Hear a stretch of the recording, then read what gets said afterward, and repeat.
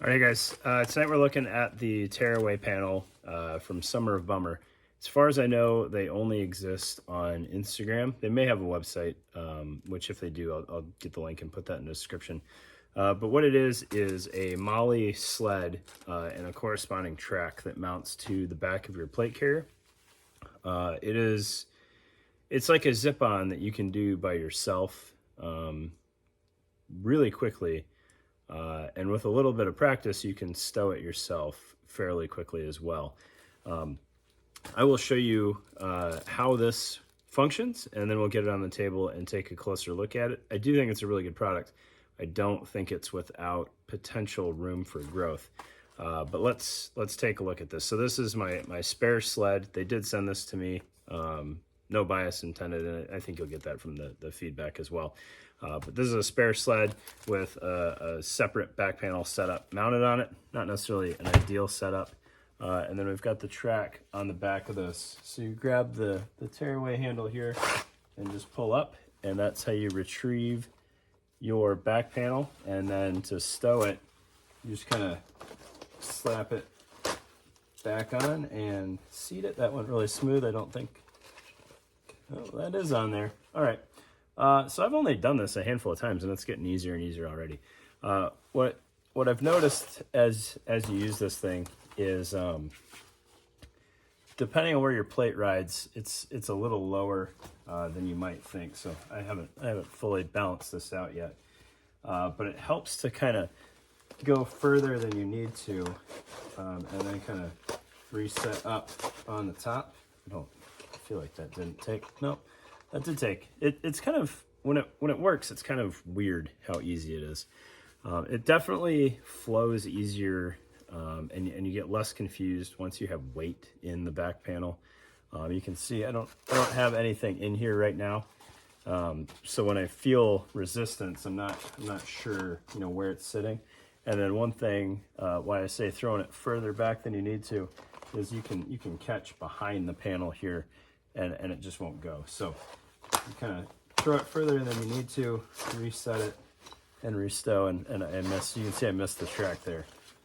So it does take a little bit of practice to get it seated. Again, if I had real weight in here, I think it would be an easier venture. Yeah, missed the track again.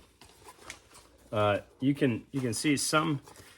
We'll get this on the table too, so you can see it better. I think some pouch configurations and some setups are going to lead to more grief trying to reinsert this.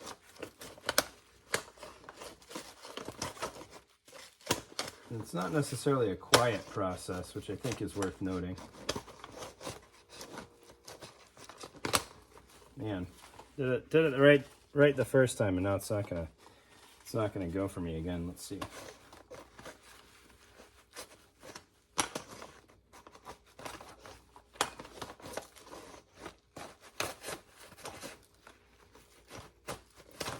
Yeah, I need more practice, but let's get it on the table and kind of take a look at how this works.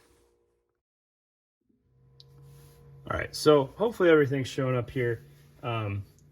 I'm not gonna edit out, or I didn't edit out, kind of the struggle with reinstalling the back panel, because I do want this to be an honest impression of what you're getting. All right, once you get the mechanics down, which I do think is possible. I'm not overly coordinated myself. It's pretty smooth.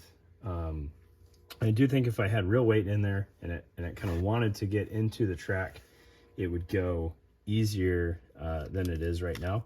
I also think I have this mounted on about the least ideal platform for showing how this works. So I've got it on this modified MBAV that only has 4 columns of Molly, or 4 columns of PALs. I got feedback that I got to call it PALs.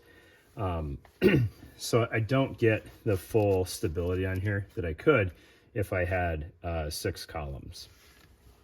Once you had 6 columns, if you had like an older 6094, or heaven forbid like a Cirrus or RBAV or a bulk cut carrier, it would keep this much more stable. and I think you would have an easier time threading the insert back on there. All right. As far as how this goes together, it's pretty straightforward. It mounts with one wrap. They give you 4 pieces, and you just kind of find the height that works for you and loop it through the corresponding PALS loop on the back. Have your tails come up, fold them in, and then what would really be ideal and would smooth this up a little bit is if you took the time to kind of work this around so that the tails on your one wrap are hidden under the panel, and then it would really be on there. You would have a nightmare of a time removing this thing.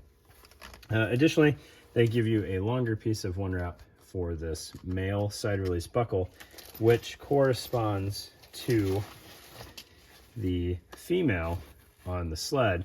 So when you do reinsert this, you can get a positive lock to ensure that it's not going to hop out of that track on you, which I do think is a nice feature. I do also think that there are probably more permanent, smoother ways of doing that.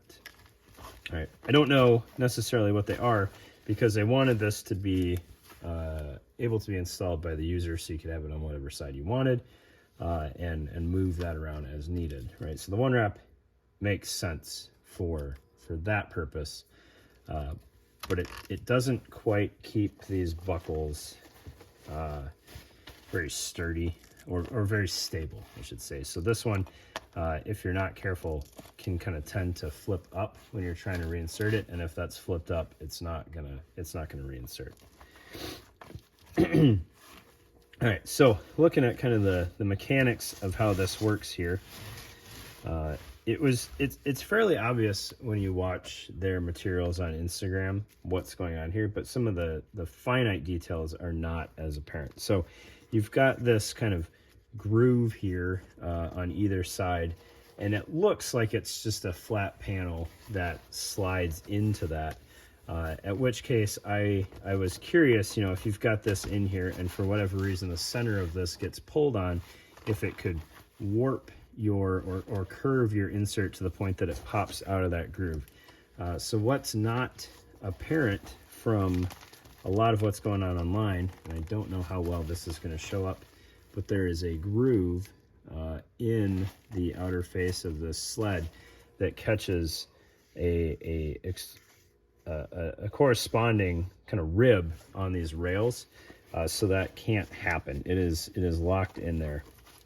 And we'll slide this in here, and I can kind of show you how that marries up, right? So when done correctly, it is in there, and it won't pull out of there, right? And then you can see the buckles down here that correspond with each other.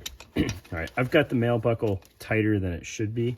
The more slack you give it, the better chance you have to actually bend this around. So kind of what I figured out with mine right now, without adjusting anything, is I got to have the sled up just a little bit, and then connect them and finish seating it. Right, which is not ideal, but that's totally on me. That's not on them. So if I pop that off and get that sled out of the way, you can see it kind of grabbed the one wrap here just a little bit. That's mostly because I have pouches on those ribs. However, what I've noticed is you're gonna have to kind of play with what you mount on here a little bit, because there's not really a dead space between the host platform and the sled. I don't know what they call it. I'm gonna call it the sled. There's no real dead space there. So if you've got some really bulky PALS webbing, it doesn't have anywhere to go, which may make re-engaging the insert a little bit more difficult. So I think these old Molly 2 pouches here are causing me some problems. These Paraclete and LBT straps are fairly thin for how old they are, and they seem to be sliding along there nicely. The tail on this longer pouch might also be causing me some grief. It might be resting just enough on the platform that it's kind of kicking this edge off. So I don't think you're going to want overhang, especially on your outer columns. Your inner columns, maybe you can get away with that. So if I redid this back panel and shifted this longer pouch over and these flashbangs to the outside, I think I would have better luck. I also would have less interference with the Molly 2 straps engaging with the backer here. Another nice touch is they give you this webbing strap with what's interesting to me is they have these kind of homemade locks here. But they give you that, so that's your pull handle on your panel. If you want it fairly minimal, you can run it all the way out at the 1 and the 6. And if you want it longer, you could put it dead center. I just went with the middle to see how it was playing around with it. And then they did send me a spare panel. So if you get the spare panel, it's going to come again with the strap and the female buckle for locking it in place. All right. This one, I didn't realize until I had it mounted, is a pretty terrible option on here functionally. This is a modified Paraclete panel, and it doesn't have any Velcro to engage with. So that is something that I would need to fix. It would be easy enough with some one wrap, and that would keep it flat. It's also a zip-off panel on a pull-off panel, so that doesn't make a ton of sense either. So what are my thoughts, and how could this potentially be improved upon? Well, putting it on a proper host is probably one way to make it work better. I think it would be interesting or potentially useful. I don't know if they want to overcomplicate their supply chain, but I think making a 4-column version of this would be a win, because it would allow more plate carriers to use it and have it as stable as possible. It would also cut down on the width a little bit, the profile a little bit. It's definitely not wider than I am, but it's wider than the plate. So there's a potential for some snagging coming through doorways. I wouldn't worry about that too much, but the narrower platform would still accept things like mini maps or potentially a yoke on there if you wanted to. I think it would do fine with a yoke mounted, while still keeping your profile a little bit more compressed. Additionally, and I don't know if that's what these holes are intended for, but if they had a 4-column wide footprint, it would also allow you to still make use of the outer columns on many plate carriers for antenna routing or whatever else you need. I wouldn't want to mount anything under this thing, not necessarily because it would damage that stuff or cause problems, but I think it would just be a little bit of a nightmare configuring your kit that way. So 4-column, I think that would potentially be a win. And then maybe this chute up top, making it just a little bit more pronounced. If you had the 4-column, there really wouldn't be too many negative takeaways because it would be within the footprint of the plate. But I think they could make this ramp here just a little bit more aggressive, or a little bit more of a bucket to really catch the bottom edges of this thing as you're reinserting it. It's almost easier to do without looking. When you try to look, it just gets more and more complicated. But you saw, in the intro to the video, I got it on the first try, and there was no editing cheat there. It is relatively intuitive. You just need to train with it, which is true for anything, right? And like I said, the more weight you have actually installed in the panel, the more it's going to want to slide down. It's a pretty tight fit as it sits, so that initial, am I in the track or not, is not quite as noticeable without weight in there. Right, so there you go. I think it's well done. I think the price is relatively fair. I think it definitely favors larger profile plate carriers, and even more so on bulks or soft armor rigs. Something like an LVS might take this fairly well. And the other small piece of feedback I have is that these one wrap pieces that they give you for mounting I don't think that's enough. So right now it's only on one row, well, two rows, but each piece only engages with one row. I think if they gave you more slots here, or potentially less slots, and just spread them out appropriately so that you were engaging at least 2 rows with each piece, I think that would help keep it a little bit more stable. And that should be a fairly easy fix. So, you know, twice as much one wrap, or twice as much length in each piece of one wrap, and engaging with 2 rows.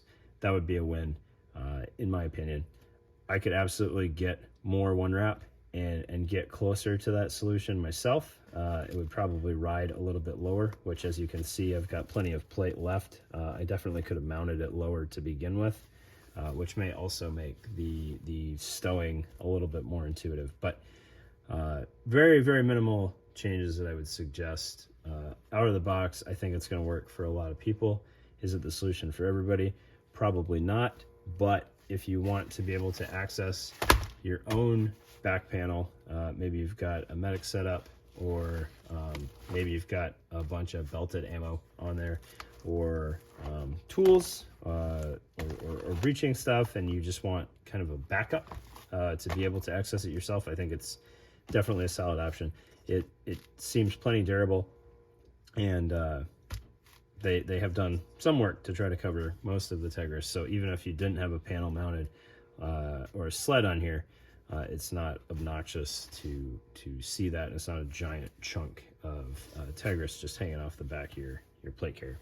So pretty cool setup. If retrieving your own back panel is a necessity for you, or something that you would want to try, it's definitely worth trying out. And I appreciate the guys at Summer of Bummer sending this to me to try out. I will continue to play with it because I think it adds good capability when needed. Thanks, guys.